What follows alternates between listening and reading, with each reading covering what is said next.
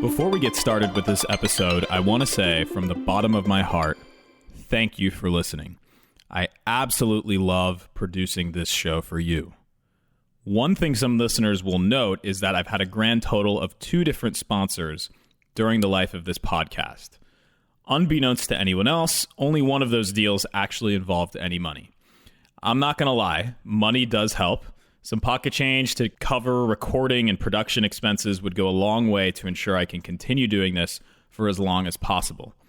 With that said, please do check out the podcast's new Patreon account. If you like this show, you can choose to donate $1 a month to the podcast and also earn some really cool rewards like an invitation to join the show's supporter-only private Slack group that I'll be creating, where we'll speak about the drone topics that you want to hear about and get more one-on-one interaction. So go ahead and check out what you can do to help at patreon.com/dronespodcast. That's patreon.com/dronespodcast. Thanks a bunch. Back to the show. Welcome to CommercialDrones.fm, the podcast that explores the commercial drone industry, the people who power it, and the concepts that drive it. I'm your host, Ian Smith. Good day, everybody, and welcome to Commercial Drones FM. Today we have a first here on the podcast. We have a guest from another podcast.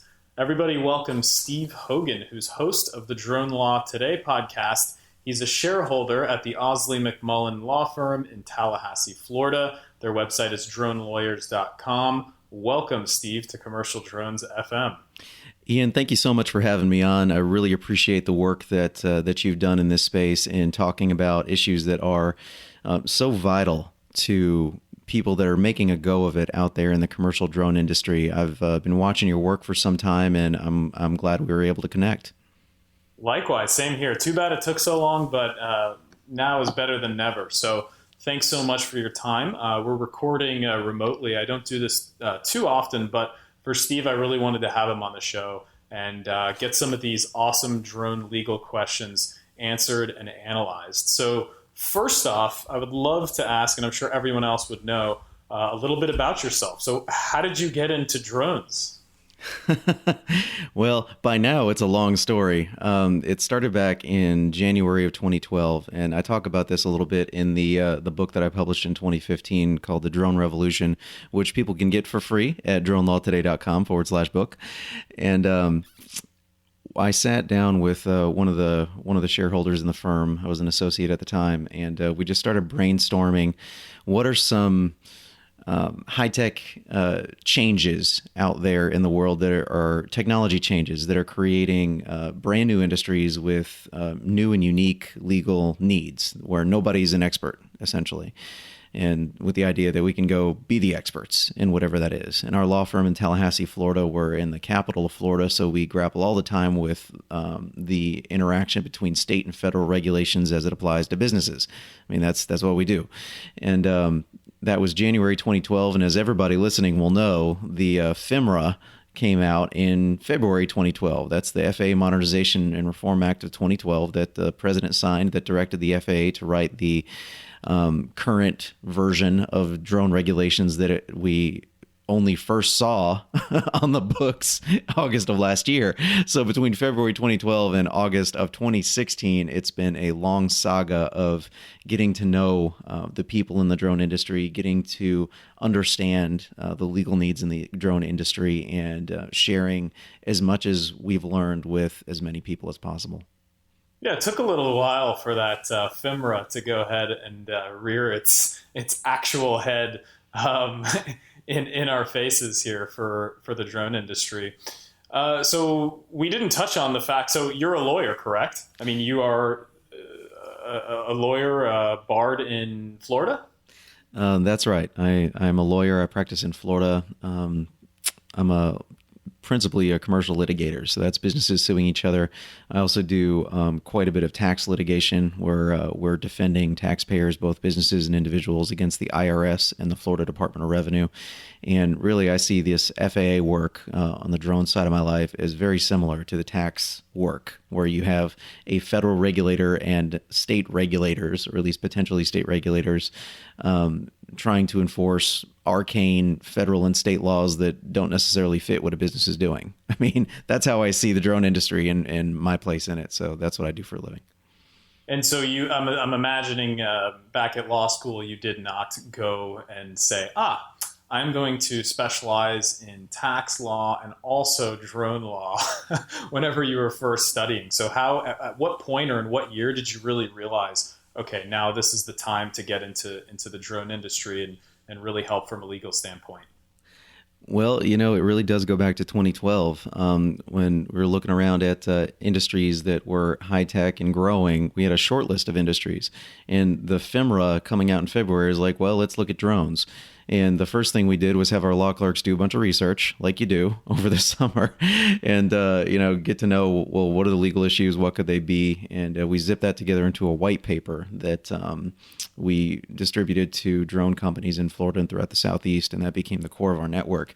And through getting to know people in the industry, just sort of feeling it out, I became a true believer in the economic potential of the drone industry. And when I saw that, and when I realized that, and when I realized that we had value to offer to this industry that is only going to get bigger and bigger every year that I'm a practicing attorney, the math was pretty simple. So most everything that I do in the drone industry is kind of on my own time. I mean, the podcast, I launched that completely out of pocket on my own with the blessing of my firm, of course, but to share the information as much as possible that we had earned at the high price of the blood and sweat and tears that you have to do in order to really know this stuff. And there was so much misinformation and disinformation out there when I launched the podcast in late 2015 that we just wanted to get good information out there. So that's what it's been since that launched. And really that's been the mission ever since we started. That's great. And so you mentioned there was some other industries on that little short list. I wonder if you wouldn't mind sharing just one or two of those. I'm curious what else you were kind of thinking about at that time in 2012 compared to the drone industry. I like to compare us to other industries like VR, AR, autonomous cars, things like that. What were you guys looking at? I wish I had that list, honestly, because it did exist, but I threw it away. Like, oh, well, let me do this. Now I can just forget where I was. If I could go back in a time machine, I think it'd be funny to look around. But it's been drones ever since. I mean, you mentioned autonomous cars. I mean, they're all of a piece. This autonomous technologies, the autonomous technologies that are in the air, that are on the ground, that are under the sea. I mean, it's all the same shebang with different sorts of legal issues that crop up when you have these things that are moving around in space that would normally have a person in them, but now they don't. And that means that their size can change. That means the implications of what you can do with them change, and that changes the legal relationships between between people, the public, and these technologies. And from that dynamic comes all the legal ambiguities that make this industry so interesting. Absolutely. So before we get started with some more specific questions, I guess I'd like to kind of touch on, I think this is going to maybe set the tone. So we're going to go through quite a few questions, and topics about drone law currently as it exists today. Today, it's not even, let's see, Trump hasn't been sworn in yet, and he just got chastised publicly for potentially peeing on some places. But first, before this, just to give a little context and time, we've got a question that comes from Jonathan Ruprecht that would like to kind of kick this off, because obviously, we're dealing with aviation here and drones. And the question is, just to start some discussion here, who owns the lower portion of the sky? So maybe Steve, you can give me a little background on that, or a little dive deep into this question here for some analysis. Well, you realize that Ruprecht was trolling us because that's the most difficult question that exists in the world of drone law. And by the way, if your listeners don't know Jonathan Ruprecht, you need to go Google Ruprecht Law right now and get on his mailing list. That dude is one of the most generous people in this industry, and he's in South Florida, where we become good friends over the years, and he's been on my podcast twice. So, I mean, he knows what he's talking about. He's a flight instructor. I think he was a flight instructor while he was in law school, and he does a lot of good stuff out there. So I think he just threw a grenade out there to see what would happen. Well, so what if we flip that question around then? Then who owns the upper portion of the sky? Well, I'll just go ahead and answer the question directly. Well, I'll answer it by grappling with the ambiguity. Okay. Perfect. And here's what the ambiguity is. It's this. The way that our common law started out, okay? And when I say common law, I mean that in the United States, our legal heritage, our legal traditions are inherited from England, essentially. And the English legal tradition is a tradition of common law, and that means judge-made law that just sort of accretes over time. It builds up over time. So you have judges making decisions, and then judges later on are looking to the earlier decisions and saying, has a judge in an earlier case faced facts similar to what I'm dealing with? What did they do in that situation? And is that applicable to what I'm dealing with in front of me? Okay, that's the common law.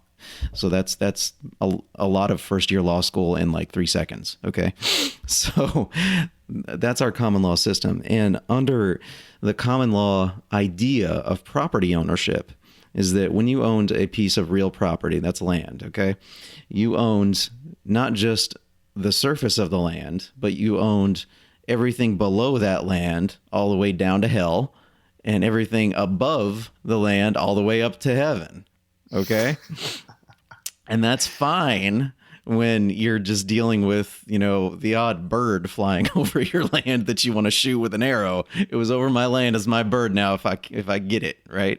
Yeah. And if you're dealing with like mineral rights, like, hey, I pulled up some gold under my land, that's my gold because it was under my land, right? And then you can sell mineral rights, et cetera, right? So that works fine. Right. But then we have these flying machines that come up in the early part of the 20th century. And the question was whether or not the property owner, okay, John Q. property owner, could exclude, because one of the incidents of ownership in real property or in any property in our system, in our legal system, going back to England, is that the ownership includes the right to exclude. So if I own something, if I own a pen, that means I have the ability to keep you from using this pen, right? I can exclude you from using the pen. I own my house, therefore I can exclude you from coming in, okay? So if I own the air above my land, the airspace above my land, all the way up to heaven, then don't I then have the corresponding right to exclude a plane from flying over my land? No. Okay, it's easy to think that now, but back then it was a real issue because nobody had to grapple with it. Right now, there are arguments it seems weird to think that there are arguments that you can make both ways, but there really are arguments you can make both ways if you don't have the benefit of the experience of needing a technology to be practically available, right? I mean, when planes are like new and wacky, it's like, well, of course I don't want that flying over my land. It's dangerous. Does that sound familiar, Ian? Okay. Absolutely.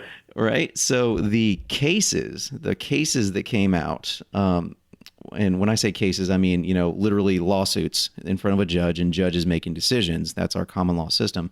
The answer that came out, right, through not just the legal system of judges making decisions, but also of Congress passing laws to sort of deal with some of the consequences or issues raised by court decisions that happens to in our system, is that because manned flight is important, we have decided as a society, at least at a theoretical level, that in order to have manned flight work, you need to be able to have these aircraft have the glide path up, the highway in the sky, and the glide path down.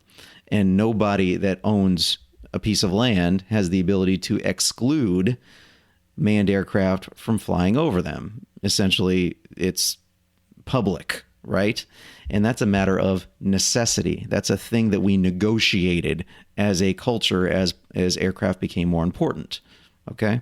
And the same goes for helicopters. I mean, as long as the helicopter essentially is going where the FAA says it can go, then it's fine. Mm-hmm. But now we have drones. And the problem with drones in this context is that they don't act like manned aircraft. But as we all know, the FAA classifies them as aircraft, as the same as manned aircraft conceptually, because they don't have any other box to put them in. Right. It's just like a bureaucratic accident that drones are considered legally on all fours with manned aircraft. And that's why before Part 107 came in, you had to get a Section 333 exemption in order to operate commercially. And what was that an exemption from? It was an exemption from the federal aviation regulations that apply to manned aircraft. Okay. I mean, you can see how it's just like square peg, round hole, right? And the FAA, God bless them. They're doing their best. I know that's frustrating for people to hear, but, sometimes I come off as an FAA apologist because I just won't get into the pity party, and I won't because it's hard and I don't want that job. I mean, it's easy enough. They don't get enough credit. I don't think so, especially not with what Huerta's done in the past 3 years. I mean, it's been amazingly fast. And this is an organization, the FAA, that has gone from the Perker case in 2011, where they were literally levying that infamous $10,000 fine against Raphael Perker for operating commercially around the campus of the University of Virginia. And if people are new to the drone industry and they don't remember that, then go back in your Google machine, because that was a big freaking deal. And one of the grandfathers of the drone law world, Brendan Schulman, who's now in-house with DJI, he was litigating that case on behalf of Mr. Perker, and he did a great job. And he got an administrative law judge to agree that no, drones aren't aircraft that have to follow the FARs. That's ridiculous. Now, of course, the NTSB ruled with the FAA on appeal, and we were privileged as a firm to file an amicus curiae, or friend of the court brief, on behalf of Mr. Perker's side in that case. And if anybody's interested, you can see that brief at our law firm's website, dronelawyers.com, and see what we had to say way back when. But that was a big deal, and the FAA was fighting hard for the right to say that all the federal aviation regulations apply without question to drone technology. And to go from there to where we are now, where the FAA is, widely implying that they're going to do something with night operations, maybe BVLOS in 2017. I mean, that's a big change. So I think people need to, take a bigger view and give them a little credit. But to come back around to the point, drones are still considered aircraft, right? So because of that, if we remember the concept that we were just talking about, where, okay, manned aircraft, you own property, but you don't have the right to exclude manned aircraft from flying over your property unless you can make like an aerial taking claim, like they're interrupting with the use of your physical property. Well, now when you apply that to drones, then the knee-jerk reaction would be, well, if they're aircraft, then they're aircraft for all purposes, and therefore, as long as you're following the FAA regs, then nobody has a right to exclude a drone from being over their property. Now, that doesn't sit well with just about anybody. I think even the most zealous drone advocates don't really, that the extreme application of that concept wouldn't sit well with even the most extreme drone advocate, I don't think, at least not from a reasonableness perspective. Do you see what you've done, Mr. Ruprecht? Listen, you've derailed this. No, I'm just kidding. No, man. This is fascinating. Well, it's a complicated question. It's important, and I think it's badly understood. And I'll wrap it here by saying that the question of property rights in airspace, low to the ground, is going to be a huge issue, especially because it's a state issue. It's not a federal issue. That question of property rights is not something that people in Washington, D.C. get to decide. It's what lawmakers in Florida get to decide for Floridians. That lawmakers in California get to decide for Californians. Texas for Texans, et cetera, et cetera. So you are going to have this. This is the most clear indication of the importance of state law to the drone industry that anybody could possibly think of. And I think that's a good segue into some other stuff that we were talking about. But I'll cede the floor to you in case you want to take it another direction right now. That is a topic that's going to be extremely interesting to follow, as you said, with it being under the control of individual states. I could see plenty of drone industry drama stemming from that.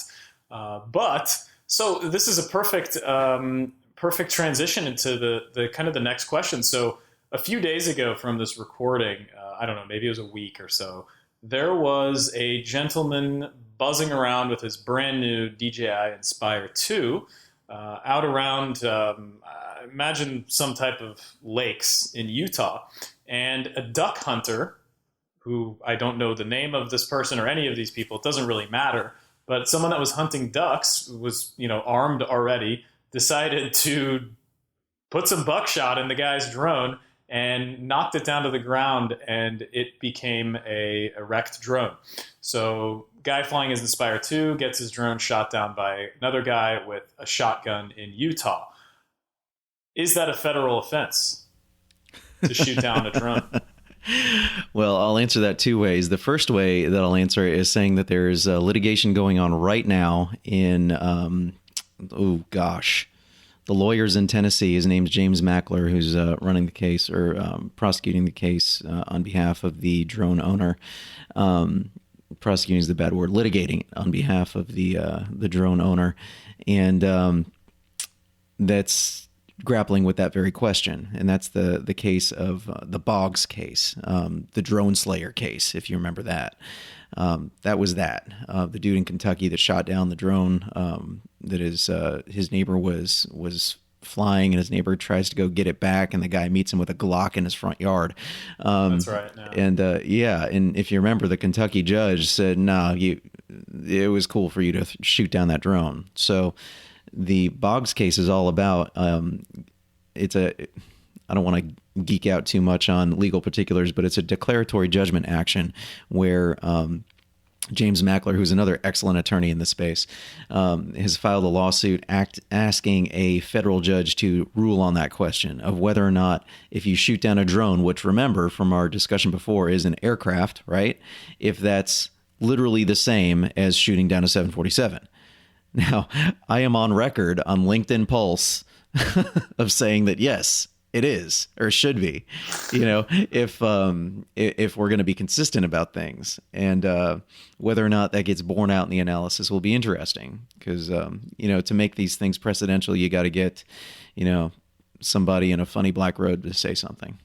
So here's an interesting twist on that. So if in the future California, Florida, whatever state says that every resident, every property owner has a right to 150 feet of airspace above their whatever residence, and that's a state law. So then a drone comes buzzing in, a person goes ahead and shoots the drone down. It's above their house. It's 50 feet above the house. They go ahead and shoot the drone down. Does federal law supersede the state law, and it would still be considered, all things considered, a federal offense for shooting down an aircraft in the national airspace system? You ready for the lawyer answer? Yes. It depends. and it really does. I'm not being just being facetious about that, because if it does turn out that it is a federal crime, then that probably would supersede any state level right to self-help defense of your property, right? There's an interesting paper out there in the world about this by Professor Michael Frumkin out of the University of Miami College of Law. And he was actually one of the very first guests that I had on the Drone Law Today podcast. So if you go back through our back catalog, you can find our discussion with Professor Frumkin and about his paper. And his paper is entitled Self-Defense Against Robots and Drones. And he really gets into exactly these issues. I mean, nothing here is simple. I mean, anybody that would pretend to tell you that they knew all the answers to this for a certainty is either lying or hasn't thought about it long enough or doesn't know what they don't know. Because the fact is that that scenario that you put out there is a very hard question, and it really will turn on the facts in front of it. And you'll find likely a judge wanting to do as little as possible in a decision to make precedent in such a complicated area. So questions like these are going to keep coming up, and they're going to be litigated. And this is going to be something that evolves over the next 10, 15, 20 years, frankly. I can't wait to see how this happens. Okay, cool. So moving on to the next topic, Part 107 released in August 2016. It's been about 5 months at the point of this recording.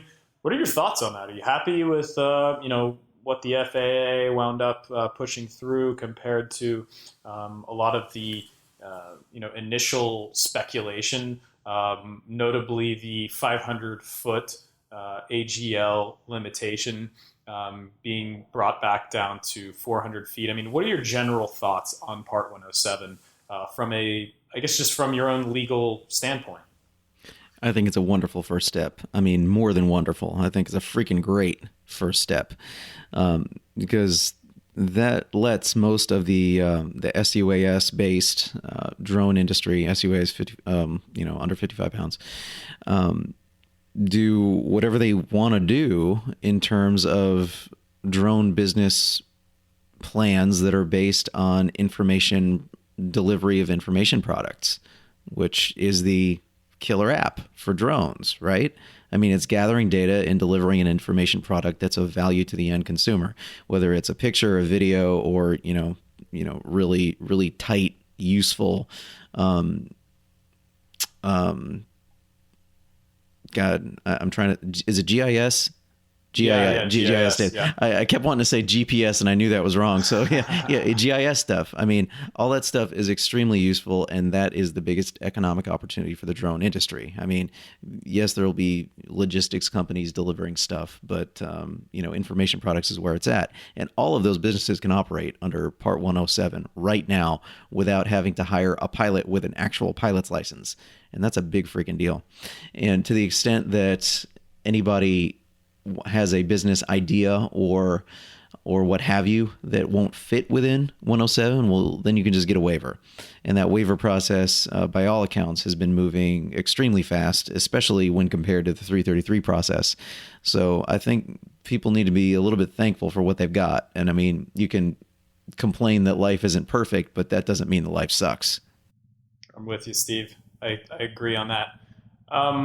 So what about areas of improvement? I mean, I guess areas of improvement. Yeah, we could talk for hours on that and where this is headed. But let's touch on the waivers. You mentioned the waivers, and I have that here on my list to chat about. So can you just kind of briefly explain the waiver process and maybe why are people applying for waivers and what do businesses need waivers from the FAA?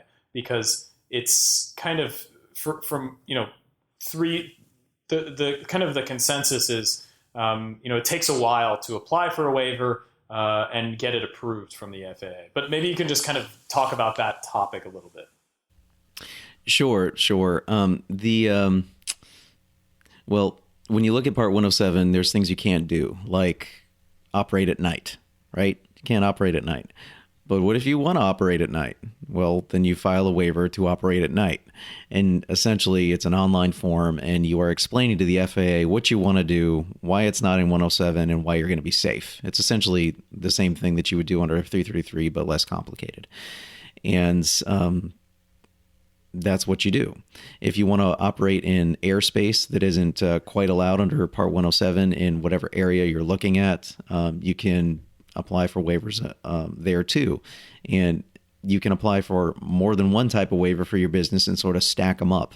And it's not a perfect process, but it's certainly better than trying to get a 333, number one, and then number two, to then amend that 333, because that process ended up taking months upon months upon months. I mean, the waiver process is just night and day better.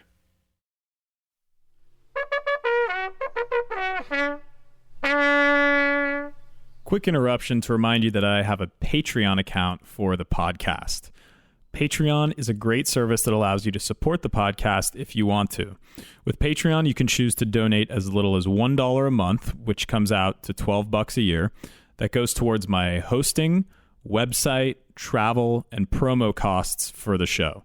You can also cancel this at any time without any penalty. It's a small way that you can make a huge difference to ensure the longevity of the show. One more reason to do this, however, is because you also get rewards out of it. The first reward is a private Slack or Facebook group that I'll create, and you'll get an invitation to it, but it's for supporters only. So we'll use this group as a place where we can talk about the drone industry, solve problems, ask questions, and generally level up our commercial drone use and knowledge together. So thanks again for listening, and please go check out patreon.com/dronespodcast to see the rewards you can earn for becoming a Commercial Drones FM supporter. That's patreon.com/dronespodcast. Trust me, those rewards are really cool. So thanks again for listening. Let's get back to it. And so looking towards, I guess, other commercial operations with drones. I mean, actually, let me back up a little bit. So with the waivers, what's the what have you any of your clients applied for any waivers? I haven't done it myself. I imagine it's an online form, or is it something that you have to mail in? I actually have not looked into that too far. It's an online form, and frankly, most of our clients in this space are savvy enough that we just tell them what to say, and they just go ahead and do it. So we haven't necessarily been doing that for them, but it's been a pretty smooth process by all accounts.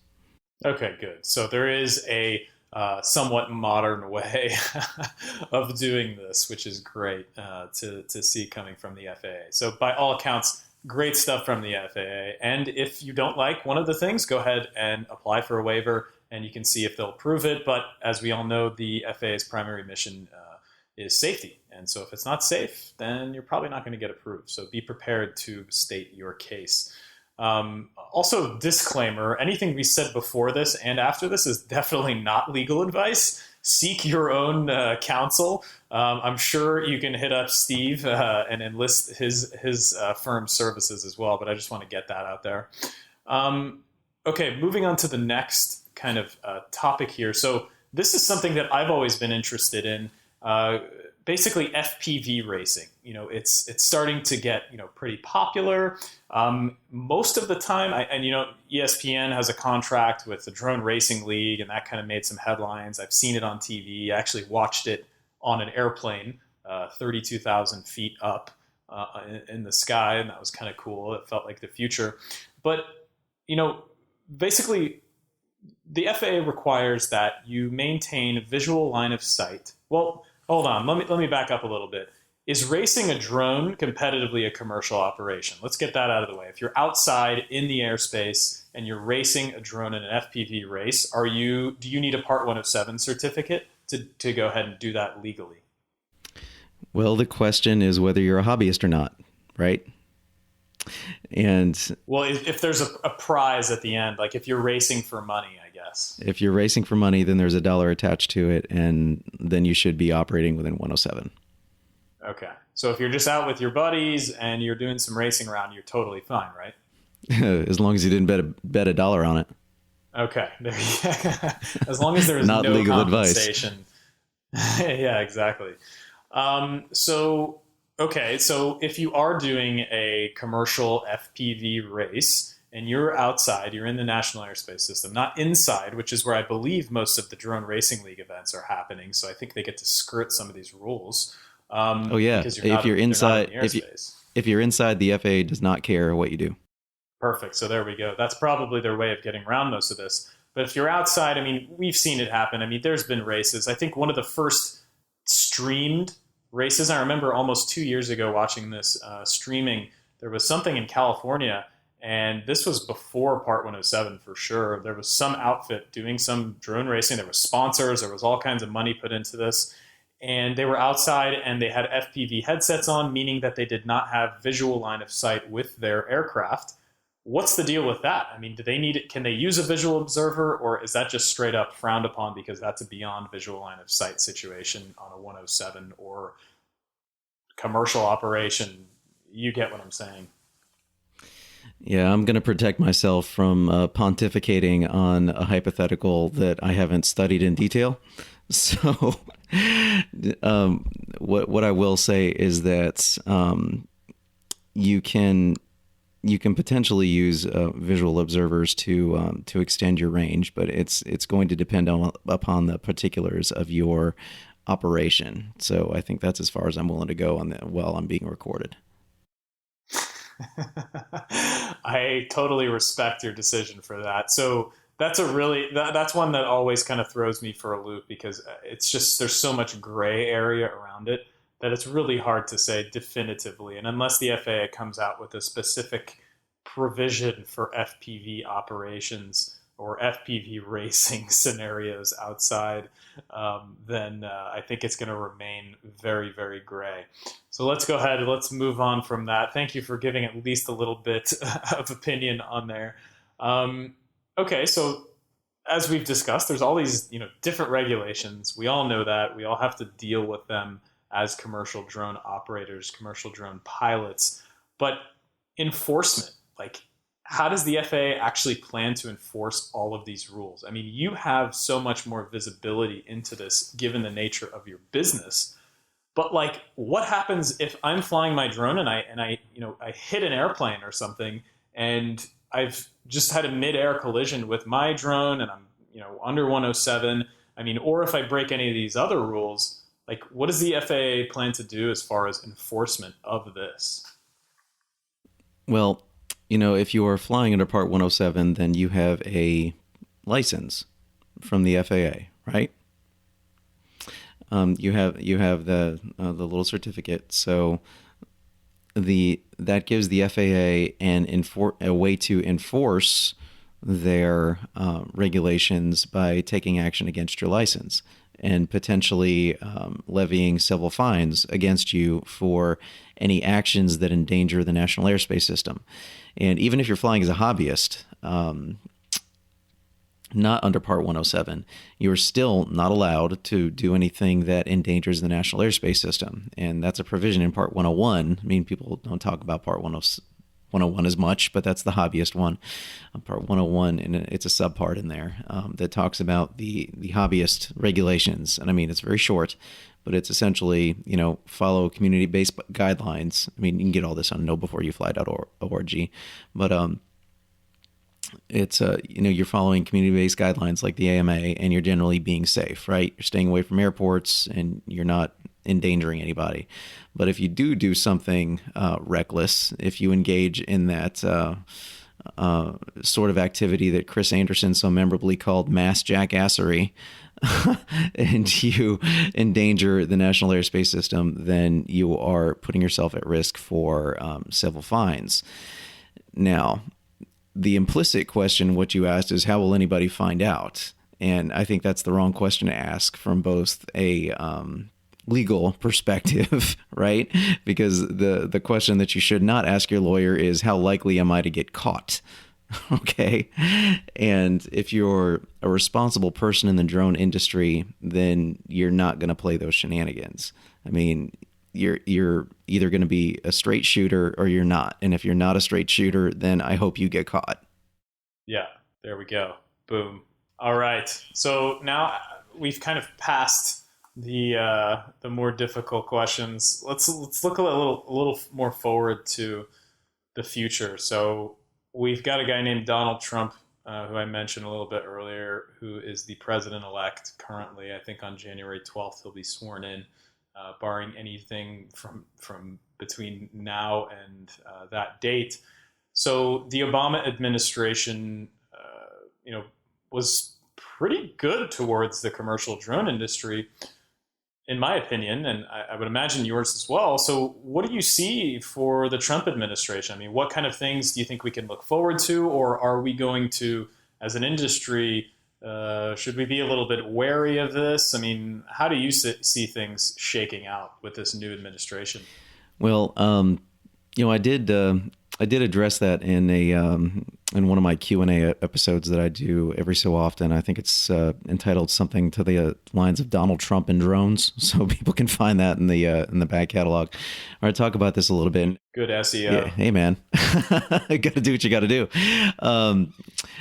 But I essentially, it comes down to what you just said, which is I hope he's just as pro-drone as the Obama administration has been, at least since 2012. I mean, pre-2012, you could probably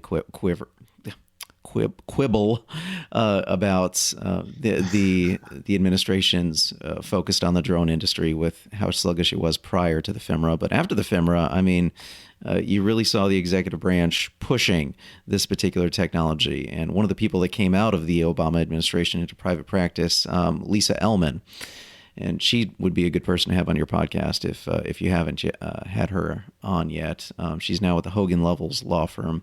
She was one of my early guests as well, and she talked all about this, about how she was partly responsible for writing the Obama administration's policy on new tech, especially drones.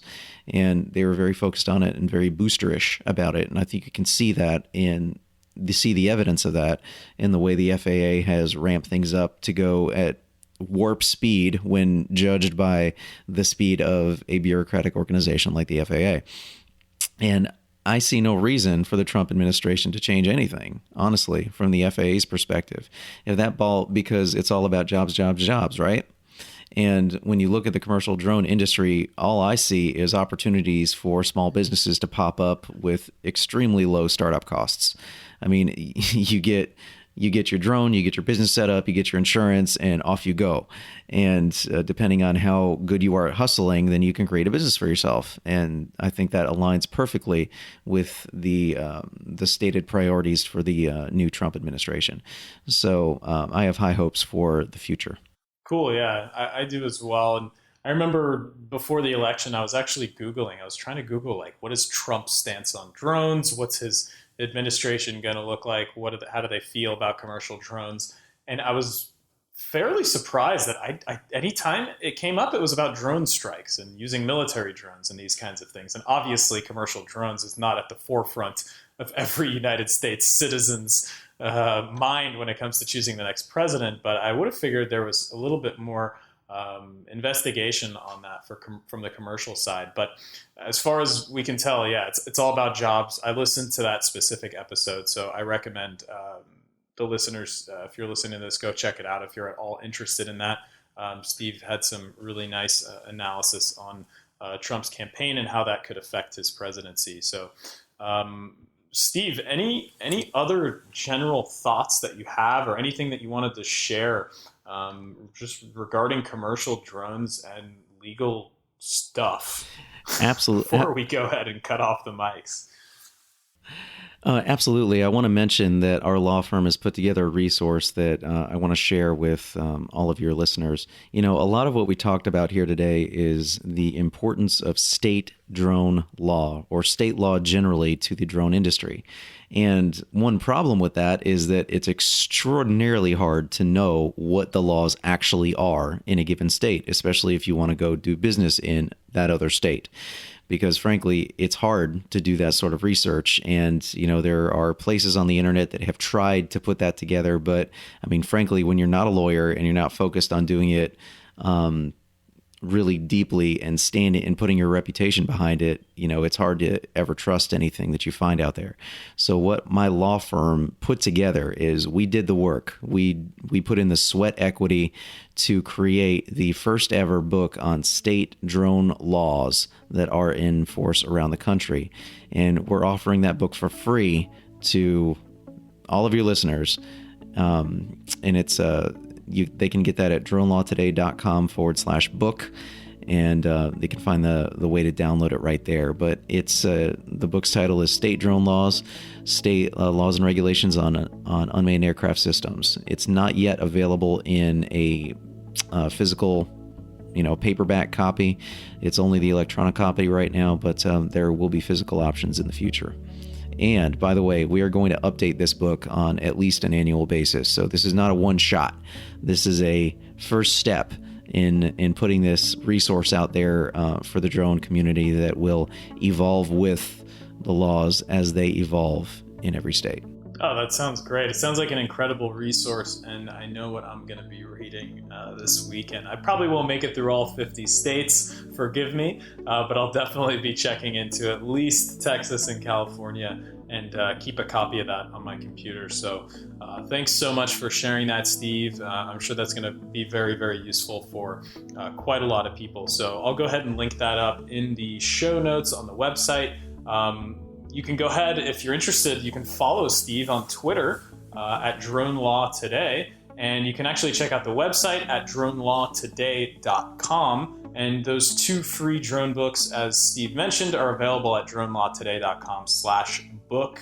And of course, you can tune into Steve's awesome drone law podcast called Drone Law Today. So thank you so much for joining us, Steve, answering these legal questions, starting some really interesting discussion. A lot of that stuff is going to be sticking around. We are going to be talking about it for a very long time, and I suspect I will be referencing this episode for quite a bit. If you like what you heard, you can help me out by subscribing to the podcast on iTunes or whatever you listen to podcasts on. And you can follow us on Twitter at Drones Podcast, or follow us on Facebook at facebook.com/Drones Podcast. Steve, it was so nice to have you on. I would love to be a guest on your show one day. I probably won't be able to bring as much knowledge as you have to mine, at least from a legal standpoint. But yeah, that was great, and we appreciate it. So thanks a bunch for that. Thank you very much, Ian. Our pleasure. All right, guys, we're going to go ahead and we are cutting off the mics. Cheers.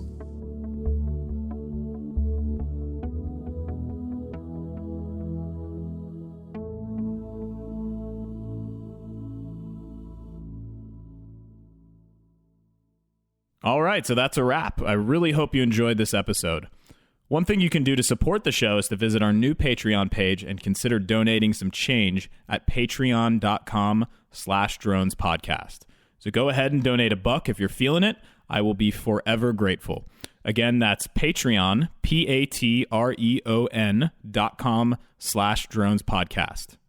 Over and out.